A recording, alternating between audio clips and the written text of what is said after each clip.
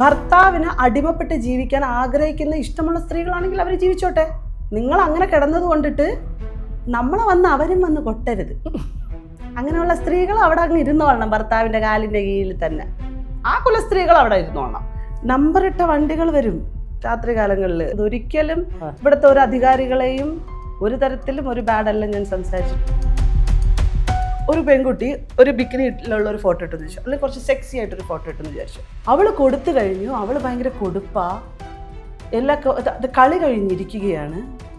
ഇങ്ങനെയൊക്കെ കമൻ്റ് ഇടുന്നവൻ്റെ മാനസികാവസ്ഥ എന്താണെന്നറിയാമോ? അവൻ അവിടെ കഴപ്പ് പിടിച്ചിട്ട് എല്ലാം കഴിഞ്ഞിട്ടിരിക്കുമായിരിക്കും. എൻ്റെ ശരണ്യ ഒരു കമൻ്റ് എഴുതിയിടേണ്, നിൻ്റെ അമ്മയുടെ അങ്ങനെ ഇങ്ങനെ ഇങ്ങനെ ഇങ്ങനെ. ഈ കമൻ്റ് ഇടുന്നവനൊരു ഓർഗാസം വരികയാണ്. അതറിയാവോ? അങ്ങനത്തെ സമൂഹമാണ് നമ്മളത്. അതിന് വേണ്ടിയിരിക്കുന്നവരാണ്. അതായത് അത്ര കഴപ്പ് പിടിച്ച മനുഷ്യരുണ്ട് നമ്മളെ ഇടയിൽ. അതല്ല എൻ്റെ ജീവിതത്തിൽ നടന്നത്. പക്ഷെ എന്നാലും ഞാൻ ഭയങ്കര കാട്ടം വരാതെ പറയണമെന്നാ പറയട്ടെ. എന്നെ കല്യാണം കഴിപ്പിച്ച് ഈ പറഞ്ഞ കുട്ടി ഉണ്ടാക്കാൻ വേണ്ടിയിട്ടുള്ള സാധനം നടന്നു. കുട്ടി ഉണ്ടായി, അവനങ്ങ് പോയി. കുടുംബത്തിന് ചീത്തപ്പേരുണ്ടാക്കരുത്. കുടുംബത്തിന് ചീത്തപ്പേരുണ്ടാക്കിയ ഒരു പെണ്ണാണ് കേട്ടോ ഞാൻ.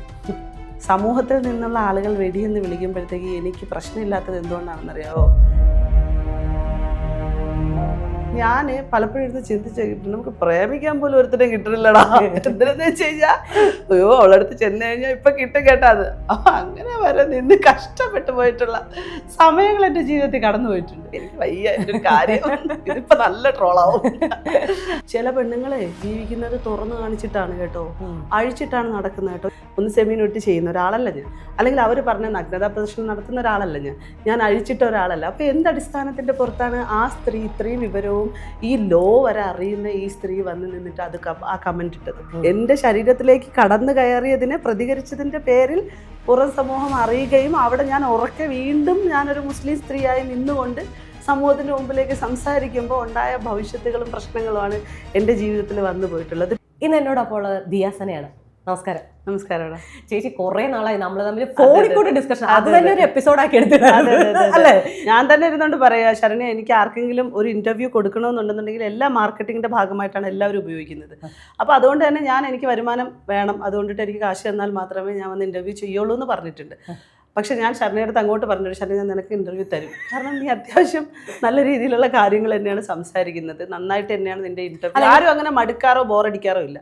അതുകൊണ്ടിട്ട് തന്നെ അല്ലാതെ മാത്രമല്ല, എനിക്ക് സംശയം ഉണ്ടെങ്കിൽ പോലും ഞാൻ ചേച്ചിയോട് വിളിച്ചു. ചേച്ചി എനിക്കും ഞാനും ഈ ഇതിലേക്കൊക്കെ ഒരുപാട് പേരെ വായിച്ചും കണ്ടും കേട്ടും വരുന്നതേ ഉള്ളൂ. ഫെമിനിസം എന്ന വാക്ക് ഇവിടെ ആളുകൾ ഉപയോഗിക്കുന്ന കട്ടിക്കണ്ണടയും വട്ടപ്പൊട്ടുമുള്ള പെണ്ണുങ്ങൾ എന്തൊക്കെയോ പറയുന്നു, ആണുങ്ങളെ മേലെ കുതിര കയറുന്നു, ഇതൊക്കെയാണ്. അവിടെയും എനിക്ക് സംശയം വരുമ്പോൾ ഞാൻ വിളിച്ചു ചോദിക്കുന്ന ഒരാൾ ചേച്ചി. എനിക്കത് അറിയണം, കാരണം എന്റെ കാഴ്ച ഇപ്പൊ തന്നെ നമ്മൾ ഒരാളെ കുറിച്ച് സംസാരിച്ചു. അപ്പോഴും ചേച്ചി പറഞ്ഞു, ശരണ്യ നിനക്ക് തിരിച്ചറിയാനുള്ള ഒരു കാര്യമുണ്ട്. അതാണ് ഞാൻ പറയുന്നത്, നമ്മളത് മനസ്സിലാവും, അത് പോകെ. അപ്പൊ ചേച്ചി, ആദ്യത്തെ ക്വസ്റ്റ്യൻ തന്നെ, ഈ ഫെമിനിസം എത്രത്തോളമാണ് ഈ സമൂഹത്തിൽ തെറ്റിദ്ധരിക്കപ്പെട്ടിരിക്കുന്നത്? ഈ ഫെമിനിസം എന്ന വേർഡിൽ ഫെമിനിസം എന്ന് പറയുമ്പോഴത്തേക്ക് തന്നെ അത് ഫീമെയിൽ മാത്രമായിട്ട്, സ്ത്രീകളുടെ ഇടയിൽ മാത്രം നിൽക്കുന്ന എന്തോ ആണെന്ന് ആരോ തെറ്റിദ്ധരിപ്പിച്ച് അതിനെ എക്സ്പോഷർ ചെയ്തിട്ടുള്ളതായിട്ടാണ് എനിക്ക് മനസ്സിലാക്കാൻ സാധിച്ചിട്ടുള്ളത്. അവിടെ ഫെമിനിസം ഈക്വാലിറ്റി ആണെന്ന് മനസ്സിലാക്കി എടുക്കാനുള്ള ഭയങ്കര ബുദ്ധിമുട്ടുണ്ട്. എന്നാൽ ഇതെന്ത് എന്ന് കയറി പരിശോധിച്ചതിന് ശേഷം മാത്രമാണ് കൃത്യമായി മനസ്സിലാക്കാൻ പറ്റുന്നത്. ഇത് എല്ലാവർക്കും തുല്യ പ്രാതിനിധ്യമുള്ള രീതിയിലും എല്ലാവരുടെയും തുല്യ അവകാശങ്ങൾക്ക് വേണ്ടിയിട്ടുള്ള ഒരു മൂവ്മെൻ്റാണ് ഫെമിനിസം എന്നുള്ളത് മനസ്സിലാക്കാൻ പറ്റുന്നത്. പക്ഷേ ഫെമിനിസത്തിൻ്റെ ലേബലിൽ തെറ്റായ പ്രചരണങ്ങളും മറ്റു കാര്യങ്ങളും നടത്തി പിന്നെ അതിനിപ്പം മലയാളത്തിൽ മറ്റേ പാവാട, അത് ഇത് അങ്ങനെയൊക്കെ ഉള്ള കുറേ വാക്കുകളിട്ട് ഈ ഒരു ഡെഫിനിഷനെയും ഒരു മൂവ്മെൻറ്റിനെയൊക്കെ വളരെ വൃത്തികെട്ട രീതിയിലാണ് സമൂഹം ചിത്രീകരിച്ചുകൊണ്ടിരിക്കുന്നത്.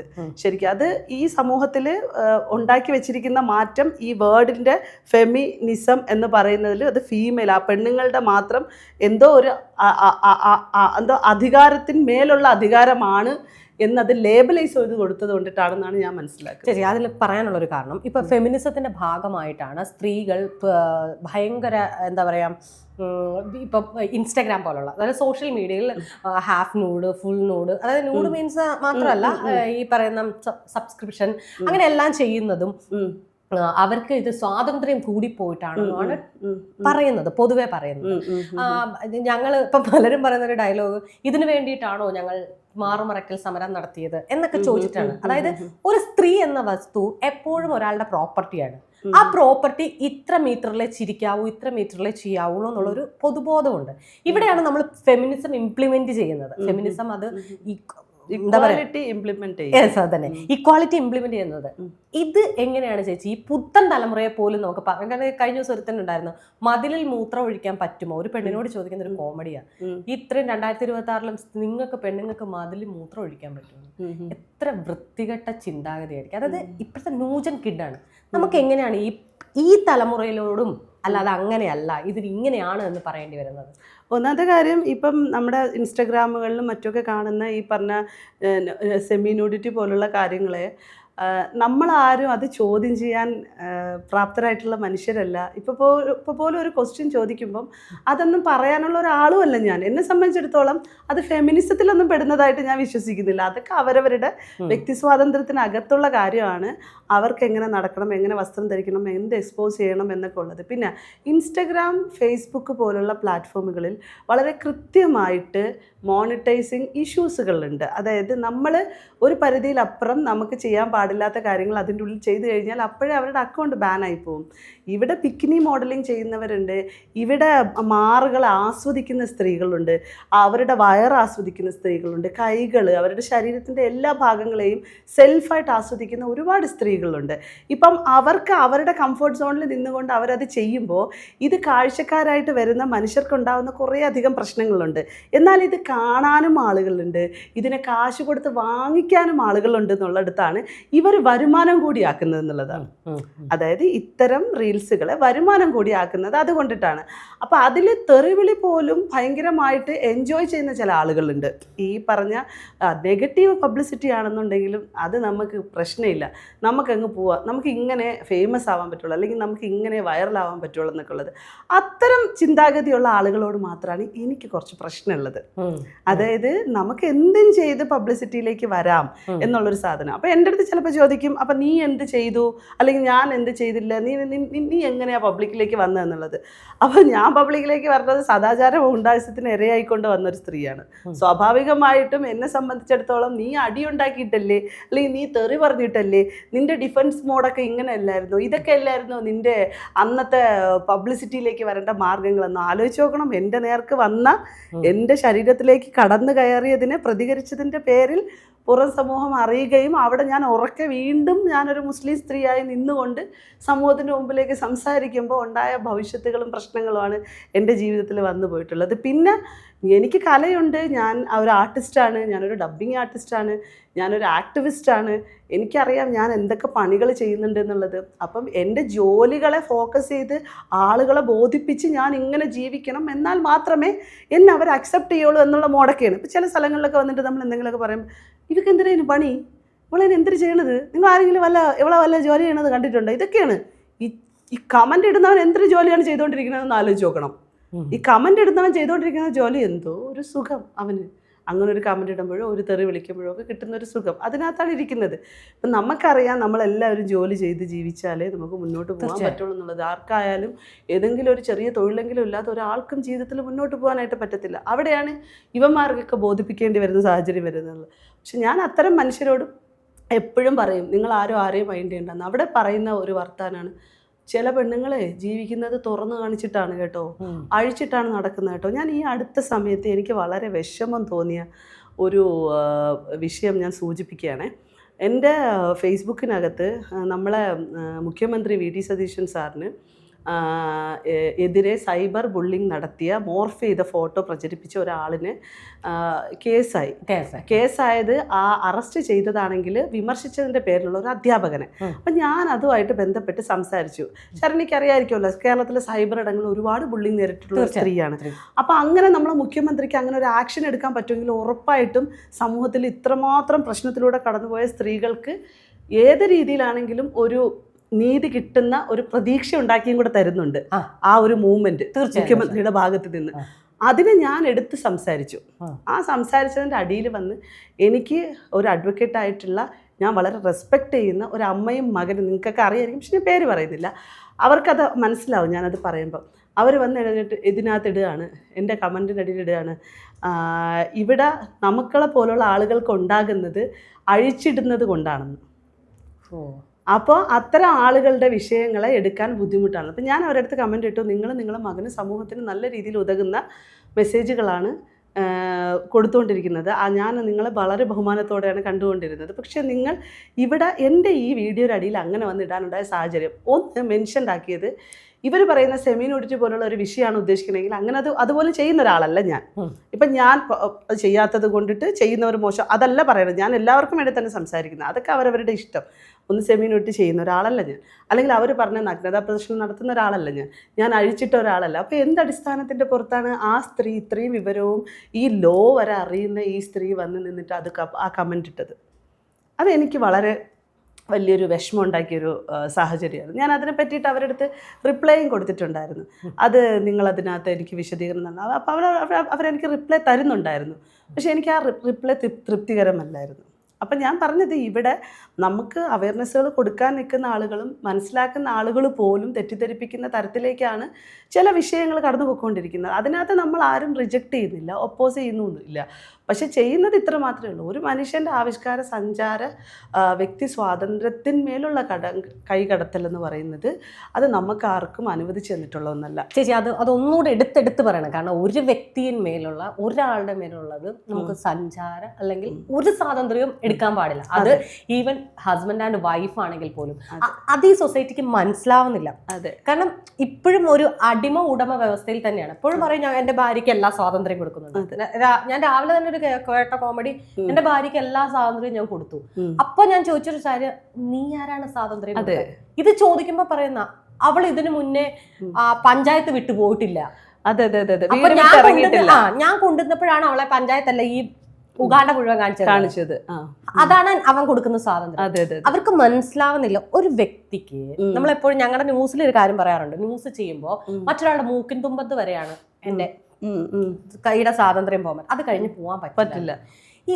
ഇതിപ്പം ഏറ്റവും വളരെ സിമ്പിളായിട്ട് എങ്ങനെയാണ് ഒരു വ്യക്തിയോട് നമുക്ക് പറഞ്ഞു കൊടുക്കുക? നിങ്ങൾ ഒരാളുടെയും വ്യക്തി സ്വാതന്ത്ര്യം, ഇപ്പം നമ്മൾ പറയുന്ന അവിഹിതത്തിന്റെ അതല്ല, അതവിടെ മാറ്റി നിർത്തട്ടെ. ഇപ്പം ഒരു ഭാര്യ ഭർത്താവ് ബന്ധത്തിൽ ഒരു ഇല്ലീഗൽ റിലേഷൻഷിപ്പ് വരുമ്പോൾ ഭർത്താവിനെ ഭാര്യയ്ക്ക് ചോദ്യം ചെയ്യുന്നത് അതിനെയല്ല ഞാൻ പറയുന്നത്.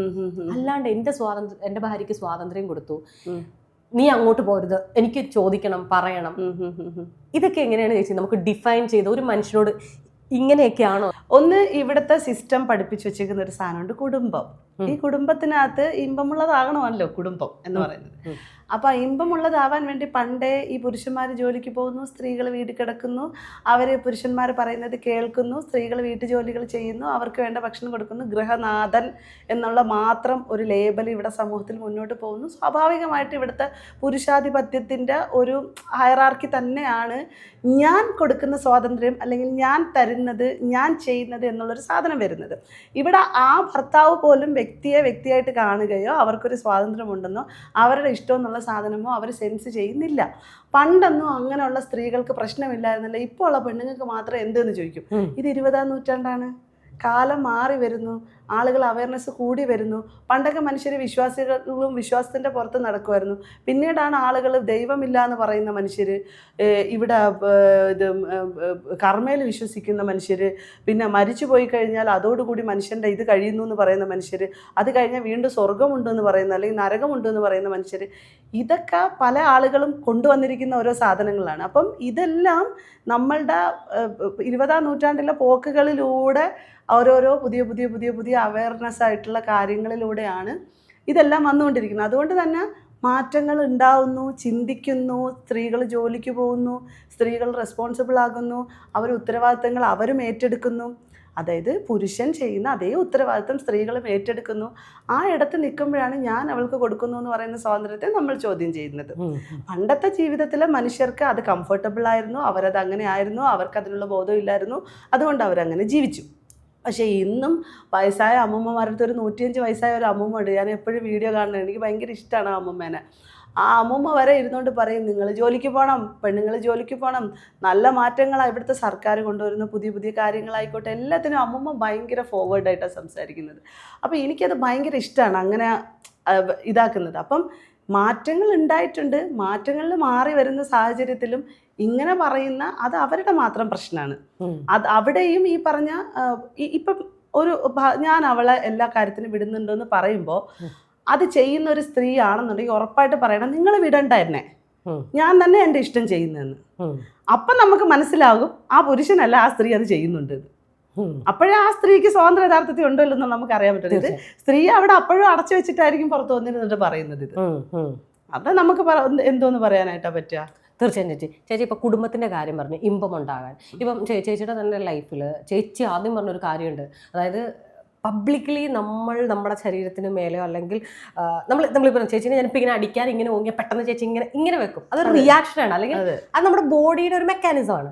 ഇതേ റിയാക്ഷൻ നമ്മൾ ഇപ്പോൾ ചേച്ചി പറഞ്ഞ ചേച്ചീനെ ഒരാൾ ദ്രോഹിക്കാൻ വരുമ്പോൾ നമുക്ക് അവരെ ദ്രോഹിക്കാൻ വരുന്നവരെ അല്ലെങ്കിൽ നമ്മളെ മോശമായിട്ട് പറയാൻ വരുന്നവരെയോ നമുക്ക് അവരെ പാട്ടുപാടിയിട്ട് ചീത്ത വിളിക്കാം, അല്ല പാട്ടുപാടി ഓടിക്കാൻ പറ്റില്ലല്ലോ.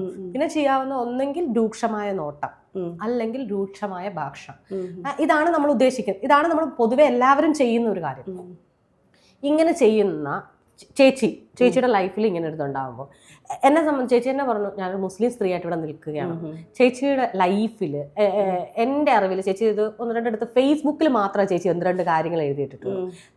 കുടുംബത്തിൽ ഇപ്പം മുസ്ലിം സ്ത്രീ ഇങ്ങനെ വന്ന് സംസാരിക്കണ തന്നെ ചേച്ചി പറഞ്ഞോളൂ ഇത് 20-ാം നൂറ്റാണ്ടിൽ ഇത്രയും വളർന്നിട്ടുണ്ട്, അല്ലെങ്കിൽ സ്പേസ് ഉണ്ട്. എങ്ങനെയായിരുന്നു ചേച്ചിയുടെ കുടുംബത്തിൽ നിന്നായിരുന്നു ചേച്ചിയുടെ ഫസ്റ്റ് സാധനം തുടങ്ങുന്നത്, അതായത് റിജക്ഷൻസ്? അതെ, ഉറപ്പായിട്ട്. അത് പല സ്ത്രീകളുടെയും അവസ്ഥകൾ അങ്ങനെ തന്നെയാണ്. ചില സ്ത്രീകൾ മനുഷ്യന്മാർ ഇപ്പോൾ ഉള്ള മനുഷ്യന്മാർ പറയുന്നത് ലോകത്തിൽ സ്ത്രീകളൊക്കെ ഫെമിനിസ്റ്റുകളാവുന്നത് എങ്ങനെയാണെന്നറിയാവോ? കുടുംബത്തിനകത്ത് പ്രശ്നമുള്ള ഒരാൾക്കാർ മാത്രമേ ഇവിടുത്തെ ഫെമിനിസം പറയുള്ളൂ എന്നാ പറയുന്നത്. എന്തൊരു വിഡ്ഢികളാണെന്ന്. ഞാൻ ഫെമിനിസം എന്ന് പറയുന്ന വാക്ക് പോലും പഠിക്കുന്നത് ഞാൻ പ്രാക്ടിക്കലി കൊണ്ടുവന്ന സാധനത്തിൽ നിന്ന് ലാസ്റ്റ് അറിയുന്നത് ഇത് ഫെമിനിസം ആണെന്ന്. അങ്ങനെയാണ് ഞാൻ പഠിക്കുന്നത്.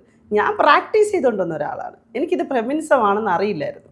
ഒരു കാലഘട്ടത്തിൽ അതിന് ഫെമിനിസം എന്ന പേര് കേൾക്കുന്ന സമയത്താണ് ഞാൻ അറിയുന്നത് ഞാൻ പ്രാക്ടീസ് ചെയ്തുകൊണ്ട് വന്ന സാധനം ഫെമിനിസം ആയിരുന്നു എന്നുള്ളത്. എന്നെ സംബന്ധിച്ചിടത്തോളം എൻ്റെ ചെറുപ്പ പ്രായത്തിൽ എന്നെ വിവാഹം കഴിപ്പിച്ചതിന് ശേഷം ഏറ്റവും കൂടുതൽ അപമാനം ഞാൻ നേരിടുന്നത് എൻ്റെ കുടുംബത്തിൽ നിന്ന് തന്നെയാണ്. സമൂഹത്തിൽ നിന്നുള്ള ആളുകൾ വെടിയെന്ന് വിളിക്കുമ്പോഴത്തേക്ക് എനിക്ക് പ്രശ്നമില്ലാത്തത് എന്തുകൊണ്ടാണെന്നറിയാമോ? ഈ കുടുംബത്തിനകത്ത് നിന്ന് ഞാനത് കേട്ടിട്ടുള്ളത് കൊണ്ടിട്ടാവും. സ്വന്തം വീട്ടിൽ എൻ്റെ സ്വന്തം വീട്ടിനകത്ത് നിന്ന് പീഡനം ഉൾപ്പെടെ എനിക്ക് നേരിടുന്ന സമയത്തും അത് പലതരത്തിലുള്ള ഫിസിക്കലി ഉള്ള അബ്യൂസിങ് ഉൾപ്പെടെയുള്ള പീഡനങ്ങൾ കുടുംബത്തിൽ നിന്ന് അനുഭവിക്കുമ്പോഴും ഞാൻ എൻ്റെ ജീവിതത്തിൽ ഫേസ് ചെയ്ത ഒരു പേരാണത് എന്ന് പറയുന്നത്. ഒന്ന് ആലോചിക്കണം. ഞാൻ ഭയങ്കര ആങ്കർ ഇഷ്യൂസ് ഉള്ള ഒരാളാണ്.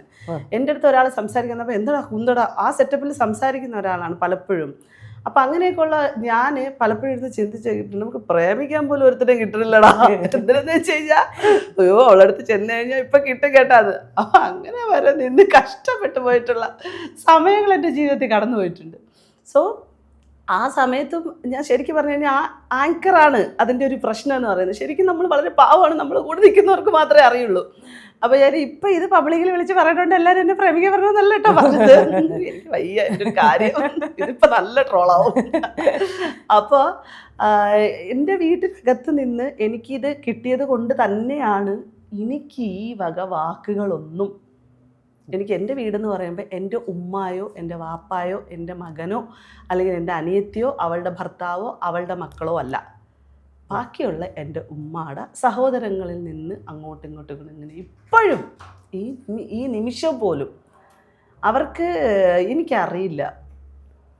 പക്ഷേ ഞാൻ എന്ത് ചെയ്ത് തുടങ്ങിയോ ആ ഇടങ്ങളിലൂടെയൊക്കെ ഇന്ന് അവരുടെ മക്കൾക്ക് വിദ്യാഭ്യാസം, അവരുടെ മക്കൾക്ക് തൊഴിൽ, ഇതൊക്കെ നമ്മളെ കുടുംബത്തിനകത്ത് ഇപ്പം അനുവദിക്കുന്നുണ്ട്. അവർ ഈ കുടുംബത്തിനകത്ത് നിന്ന് ഇപ്പം ഉള്ള പിള്ളേരൊക്കെ ജോലിക്ക് പോകുന്നു, അവർ പുരികം ത്രെഡ് ചെയ്യുന്നു. ആദ്യം അടി കിട്ടുന്നത് ഒരു പുരികം ത്രെഡ് ചെയ്തതിൻ്റെ പേരിലാണ്. ചേച്ചിക്ക് എനിക്ക് എൻ്റെ മാമയുടെ കയ്യിൽ നിന്ന് കിട്ടിയ അടി പുരികം ത്രെഡ് ചെയ്തതിൻ്റെ പേരിലാണ്. അവരുടെ ഭാര്യ, അവരുടെ മക്കള്, അവരുടെ ആൾക്കാരൊക്കെ ഇപ്പോൾ ബ്യൂട്ടി പാർലറിൽ പോകുന്നുണ്ട്, അവരിതിന് പോകുന്നുണ്ട്, എല്ലാം ചെയ്യുന്നുണ്ട്, പഠിക്കാൻ പോകുന്നുണ്ട്.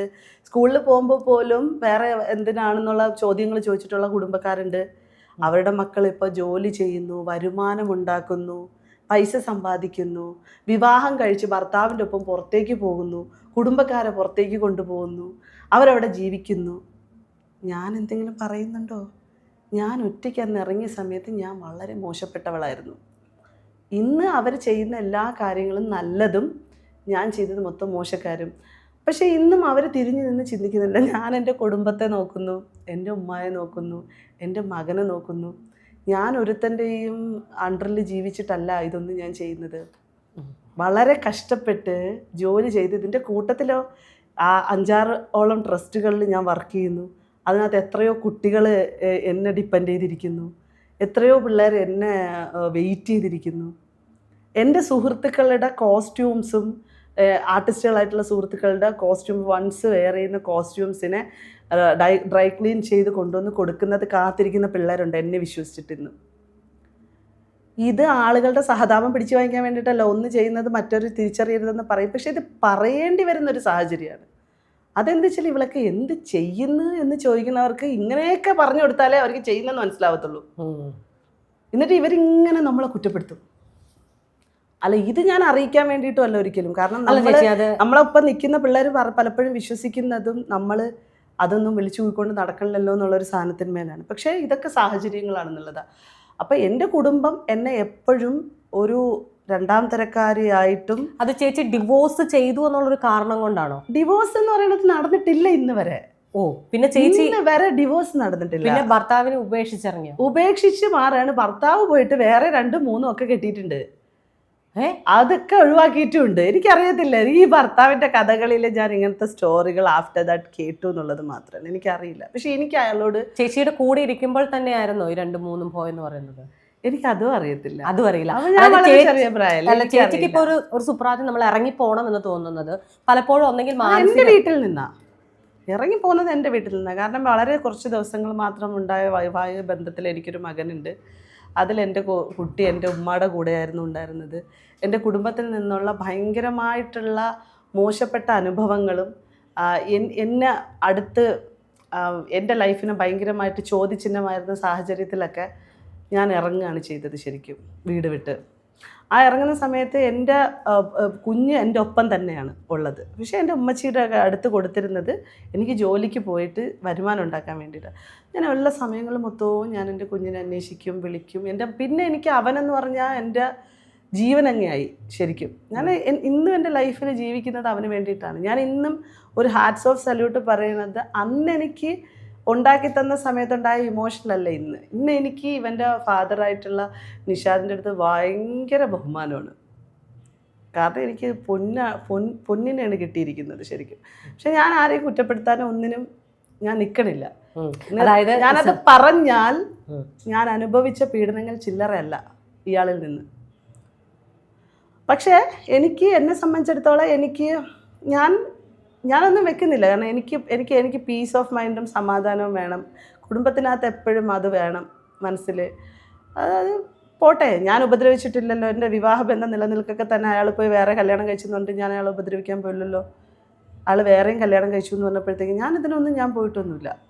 എനിക്കതിൻ്റെ ആവശ്യമില്ല. ചേച്ചി ചെറുപ്രായത്തിൽ തന്നെ നമുക്ക് ഇങ്ങനെ ഒരു ഡിസിഷൻ എടുക്കാം. ചേച്ചി തന്നെ പറഞ്ഞു, ഇപ്പം നമുക്കടെയൊക്കെ ചെറുതിലെ ഇത്രയും ഒരു വളർച്ചയോ അല്ലെങ്കിൽ ഇങ്ങനെ ഒരു ആൾക്കാരും ഈ സ്ത്രീകൾ പൊതുവെ ആ വീട്ടുകാർ പറയുന്നതാണ് കേൾക്കുന്നത്. വീട്ടുകാരെന്ന് പറയുന്നത് നമ്മൾ വിചാരിക്കുന്ന പോലെ അമ്മയോ കുഞ്ഞമ്മയോ വല്യമ്മമാരോ ഒന്നുമല്ല. കുറേ ആണുങ്ങൾ തീരുമാനിക്കുന്ന കാര്യങ്ങൾ കേൾക്കുന്നവരാണ്. അത് കേൾക്കുന്നത് അവരാണ്, പിന്നെ ഒബേ ചെയ്യുന്നത് നമ്മളാണ് അവരുടെ കൂടെ. അങ്ങനെയുള്ളൊരു സമയത്ത് ചേച്ചി തന്നെ പറഞ്ഞു, ലൈഫിൽ അങ്ങനെ ഒരു ഹസ്ബൻഡ് വന്നു, കുറച്ച് നാളുകൊണ്ട് ജീവിച്ചു, പോകുന്നു, അയാൾ നമ്മളിൽ നിന്ന് പോകുന്നു. ഈ ഡിസിഷൻ എടുത്തപ്പോൾ ഓക്കെ ശരി, ഒരു തെറ്റുപറ്റി അല്ലെങ്കിൽ വീട്ടുകാർക്ക് ഒരു പ്രശ്നം പറ്റി, രണ്ടാമതൊന്ന് കല്യാണം കഴിക്കാം എന്ന് പറഞ്ഞതിനെയാണോ ചേച്ചി ജോലിക്ക് പോയതിനെയാണോ എതിർത്തത്? എൻ്റെ ഒന്നാമത്തെ കാര്യം, എന്നെ രണ്ടാമത് കല്യാണം കഴിപ്പിക്കാൻ നോക്കിയത് അത് പ്രധാനമായിട്ടും. കാരണം ആദ്യത്തെ ഡിസിഷൻ അവരെടുത്തു. അവർ ചോദിക്കുമ്പോഴത്തേക്ക് നമ്മളെ കൊച്ചു പറയാം, നമുക്ക് അറിയത്തില്ലല്ലോ, ഇഷ്ടപ്പെട്ടാന്ന് വെച്ചാൽ ഇഷ്ടപ്പെട്ടെന്നല്ലാതെ എന്തോ പറയാ. പിന്നീട് പറയണത് എന്താണെന്നറിയോ, നിനക്ക് ഇഷ്ടപ്പെട്ട് കെട്ടിച്ചതല്ലേ. അതായത് കുറ്റമായപ്പോൾ, അത് പ്രശ്നമായപ്പോൾ നിനക്ക് ഇഷ്ടപ്പെട്ട് കെട്ടിച്ചല്ലേ. ഞാൻ പെട്ടെന്ന് ആലോചിച്ച്, എനിക്ക് ഇഷ്ടപ്പെട്ടോ അതെപ്പം എന്നൊരിതായി.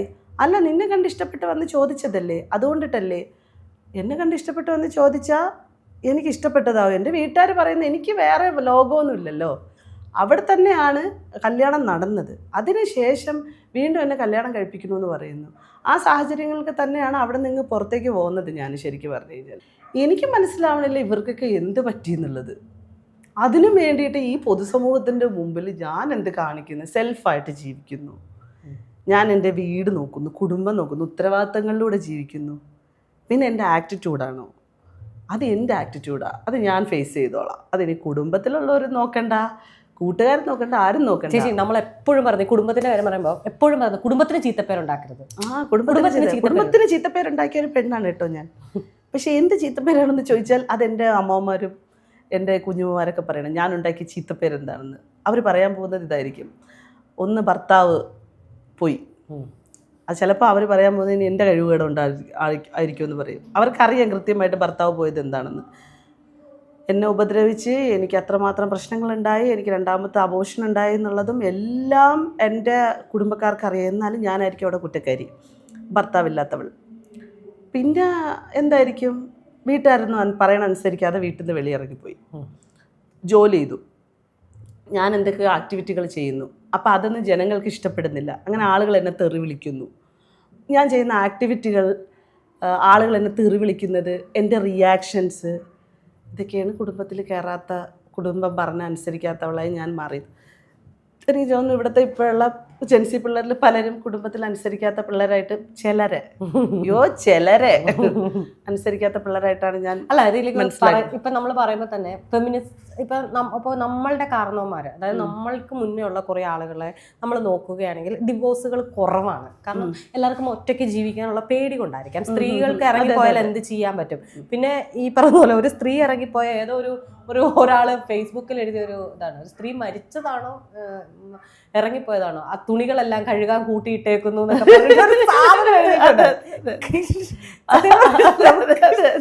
നമുക്ക് ചിരി വരും. തുണികൾ ഒരു കോണിൽ കഴുകാൻ കൂട്ടിയിട്ടേക്കുന്നു അവളുടെ കൈകളില്ലാതെ, വെച്ചിടിക്കാൻ തോന്നും നമുക്ക്. അതായത് ഇത് സ്ത്രീ എന്ന് പറയുന്ന ആള് ഫ്രീ വാഷിംഗ് മെഷീൻ, കാരണം അമ്മ ചെയ്തു കൊടുക്കുന്നുണ്ടല്ലോ, ഫ്രീ ഫുഡ് ചെയ്യുന്ന സെർവന്റ്, പിന്നെ ഈ വിവാഹം എന്ന ബന്ധം എന്നല്ലെങ്കിൽ പറയുന്നത് ലൈസൻസോട് കൂടിയ സെക്സ് ചെയ്യുക, നെക്സ്റ്റ് തലമുറ ഉണ്ടാക്കുക. ഇതാണല്ലോ മെയിൻ ആയിട്ട്, നെക്സ്റ്റ് തലമുറ ഉണ്ടാക്കുക. ഇതാണ് നമ്മൾ ഇവിടെ ഈ സൊസൈറ്റിയിൽ മെയിൻ ആയിട്ട്. അതല്ല എൻ്റെ ജീവിതത്തിൽ നടന്നത്. പക്ഷെ എന്നാലും ഞാൻ ഭയങ്കര കാട്ട വരാതെ പറയണമെന്നാ പറയുന്നത്. എന്നെ കല്യാണം കഴിപ്പിച്ച് ഈ പറഞ്ഞ കുട്ടി ഉണ്ടാക്കാൻ വേണ്ടിയിട്ടുള്ള സാധനം നടന്നു, കുട്ടി ഉണ്ടായി, അവനങ്ങ് പോയി. അല്ല അപ്പൊ ഇപ്പം പല സ്ത്രീകൾക്കും ഡിവോഴ്സ് അല്ലെങ്കിൽ കല്യാണമേ വേണ്ടെന്ന് പറയുന്നുണ്ട്.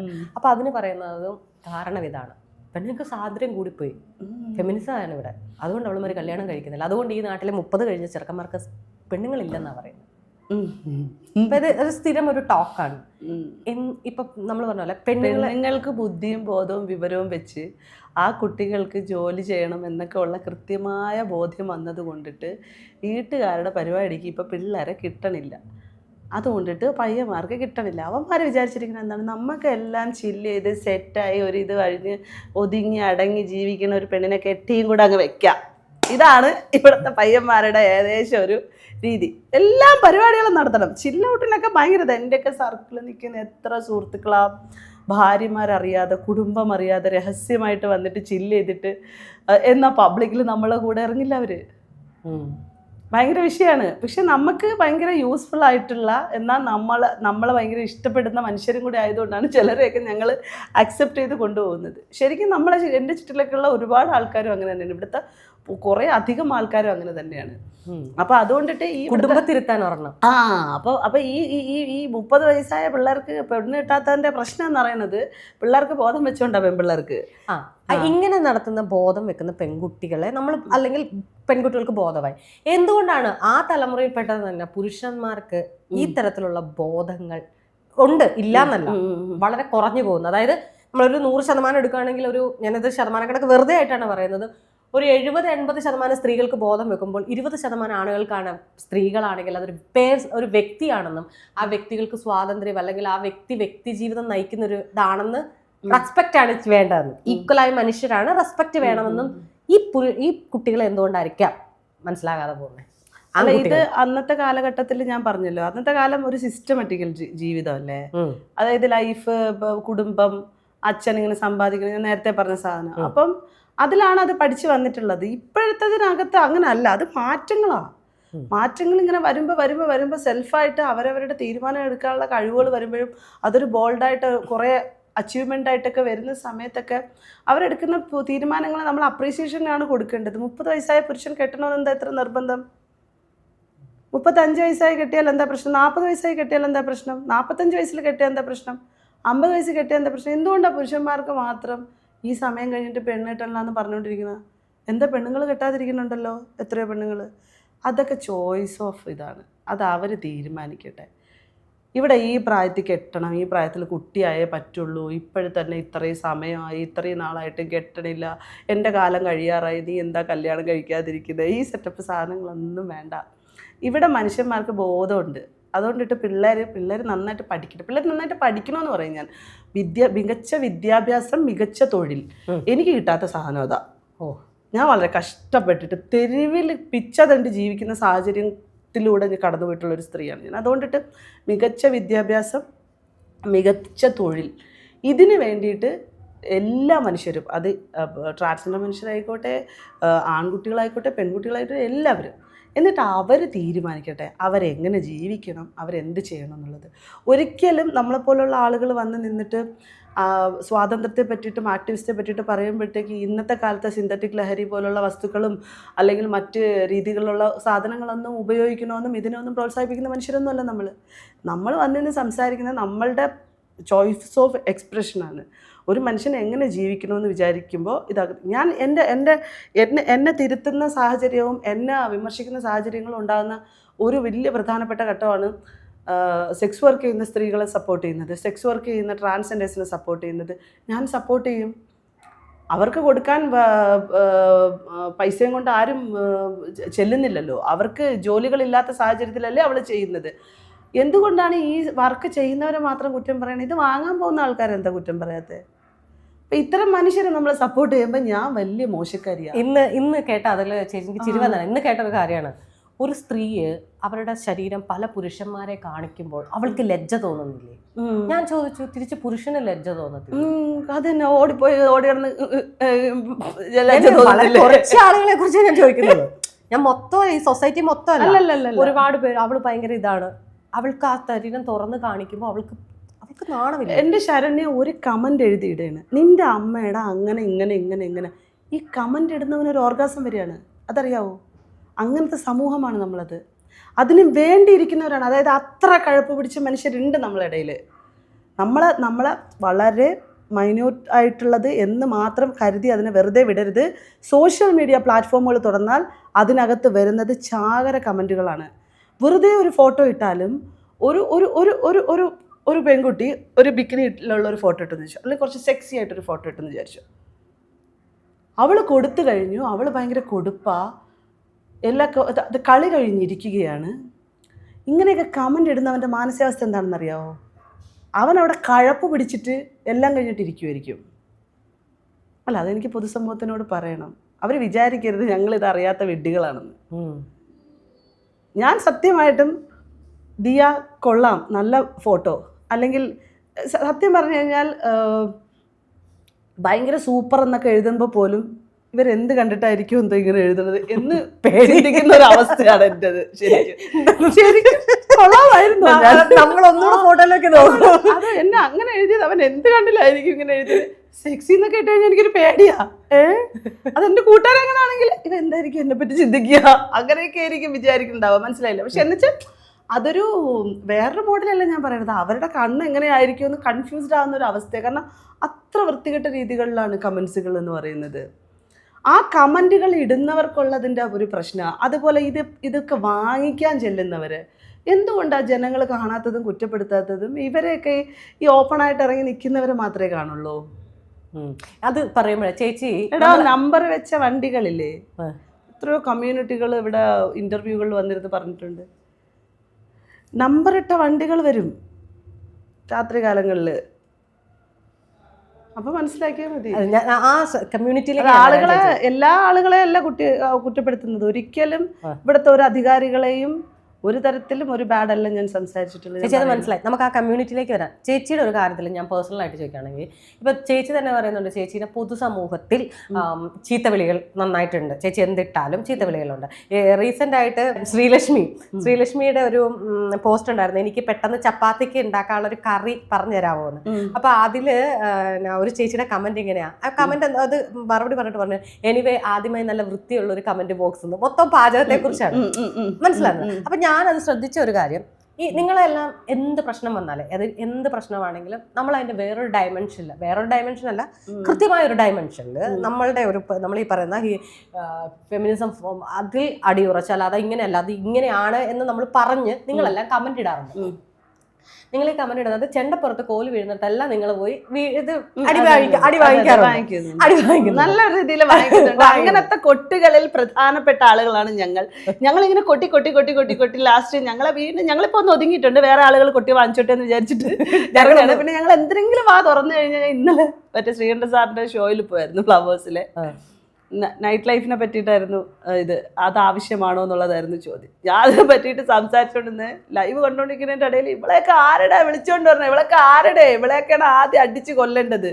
ഇങ്ങനെ ആരും പറയാതെ കേൾക്കാതെയൊക്കെ ഇറങ്ങി നടക്കണം എവളെയൊക്കെ പോലെ ഉള്ളവളൊക്കെയാണ്.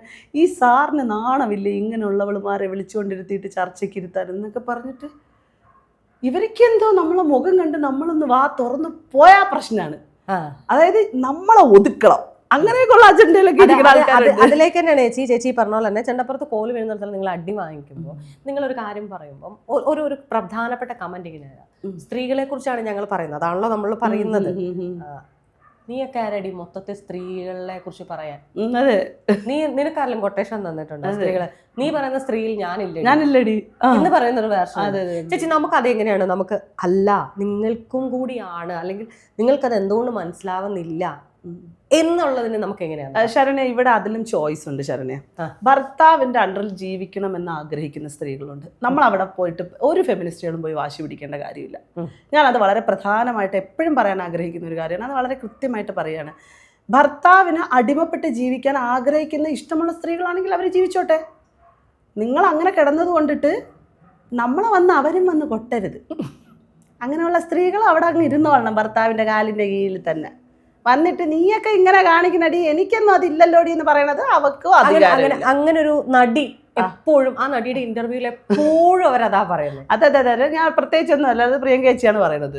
ചേച്ചി എനിക്ക് വളരെ പ്രിയപ്പെട്ട ഒരു ചേച്ചിയുണ്ട്, എനിക്ക് ഇഷ്ടമൊക്കെയാണ്. പുള്ളിക്കാരത്തി എന്തുകൊണ്ടാണ് അത് പറയണതെന്നൊന്നും എനിക്ക് അറിഞ്ഞുകൂടാ. പക്ഷേ ഞാൻ വളരെ കൃത്യമായിട്ട് പറയാം, അങ്ങനെ ആഗ്രഹിക്കുന്ന ആളുകൾ അങ്ങനെ ഇരുന്നോട്ടെ. പക്ഷേ ഒരിക്കലും വന്ന് ഫെമിനിസ്റ്റുകൾ അങ്ങനത്തെവൾമാരാണ് എന്തിൻ്റെ ഭർത്താവിൻ്റെ അടിമപ്പെട്ടൂടെ എന്ന് ചോദിച്ചാൽ തിരിച്ചു വാങ്ങിക്കും. ആ കുലസ്ത്രീകൾ അവിടെ ഇരുന്നോണം, ആ കുലസ്ത്രീകൾ അവിടെ ഇരുന്ന് ജീവിച്ചോട്ടെ. ഇവിടെ ഫെമിനിസ്റ്റുകൾ സ്ത്രീകളുടെ സ്വാതന്ത്ര്യത്തെപ്പറ്റി സംസാരിക്കുമ്പം ഇന്ന് സമൂഹത്തിൻ്റെ മുമ്പിലേക്ക് ഇറങ്ങി വന്ന് അത്രത്തോളം ബോൾഡായിട്ട് ധൈര്യത്തോടു കൂടി അവരവരുടെ ഉത്തരവാദിത്തങ്ങൾ ചെയ്യുന്ന ഓരോ പൗരയായ സ്ത്രീകളെയും നമ്മൾ പ്രൗഡ് ഓഫിൽ കാണുന്നതിലപ്പുറത്തേക്ക് ഒരു കുലസ്ത്രീ വന്ന് നിന്ന് കുറ്റപ്പെടുത്താനോ, ഇനി കുലസ്ത്രീ എന്ന് പറയുന്ന ലേബൽ കാണിച്ചിരിക്കുന്ന ആളുകൾ അല്ലെങ്കിൽ എന്തോ ആയിക്കോട്ടെ, നമ്മൾ അവരെയൊന്നും കുറ്റം പറയേണ്ട കാര്യമൊന്നുമില്ല. അവർക്ക് അങ്ങനെയാണ് ജീവിക്കാൻ ആഗ്രഹമെങ്കിൽ അവരങ്ങനെ ജീവിച്ചുകൊണ്ട് പോട്ടെ.